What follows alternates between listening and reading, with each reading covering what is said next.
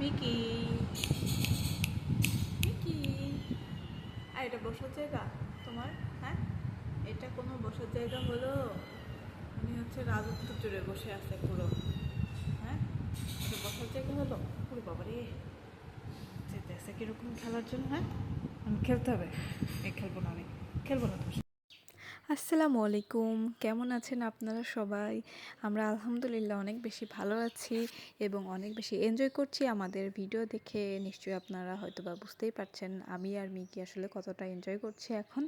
ঠিক আছে, উনি হুট করে দেখি ডাইনিং টেবিলের উপরে উঠে আলিশানভাবে বসে আছে, যেন ওনার হচ্ছে রাজত্ব, উনি এটা রাজা, তাই উনি আসনে উঠে বসে আছে। ঠিক আছে, এবার এটা আমি ভিডিও করতে যেয়ে তো শুরু হয়ে গেল এই যে লড়াই, যুদ্ধ, খেলা আর কি।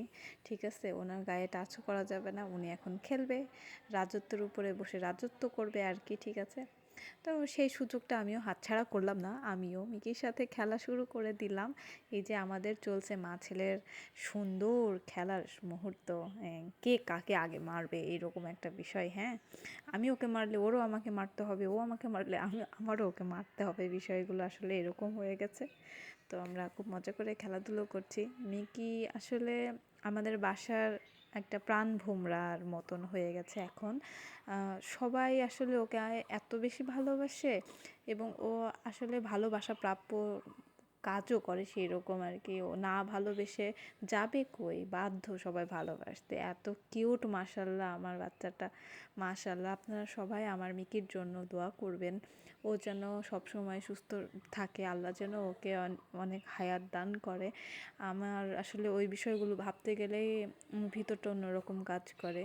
ওর মুখের দিকে তাকালেই যেন আমার সব দুঃখ ভুলে যায়, এরকম একটা বিষয়। এত কিউটনেস ফেস আমার বাবার, মাশাল্লাহ মাশাল্লাহ, কি সুন্দর করে তাকায়, ওর চাহনিতেই মন ভুলে যায়, এমন একটা বিষয় আর কি।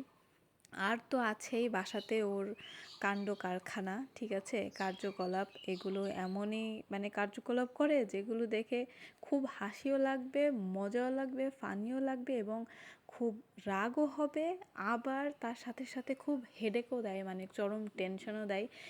মিকি থাকবে বাসায় আর টেনশন থাকবে না আমাদের মধ্যে, এটা আসলে হতেই পারে না। আবার মিকি থাকবে বাসায় আমাদের মধ্যে কষ্ট থাকবে, এটাও হতে পারে না।